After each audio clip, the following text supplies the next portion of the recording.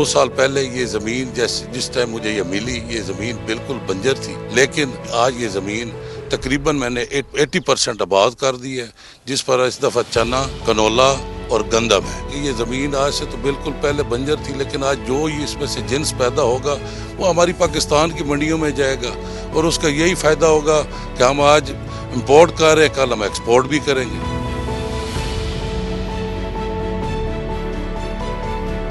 मेरे पास तकरीबन 100 मुलाजम है। मुलाजम तो मैं नहीं कहूँगा, बल्कि समझ लें 100 फैमिली हैं, वो भी आबाद हुई। और इस टाइम हमारी ज़मीन में गंदम की कटाई, चने की कटाई और कनोले की जो कटाई हो रही है, मेरे ख्याल में तकरीबन 700-800 इस टाइम लेबर जो है वो अल्हम्दुलिल्लाह शाम को अपनी मजदूरी लेके जा रही है।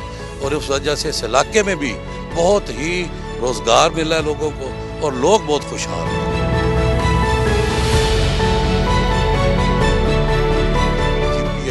टीमें हमारे पास आती हैं, हमें गाइड करती हैं। सैटेलाइट के जरिए भी हमें फसलों के बारे में बताया जाता है, बीज के बारे में बताया जाता है और दुनिया की जो भी नई चीज़ मसलन आती है बाद वो हमें वो बताते हैं।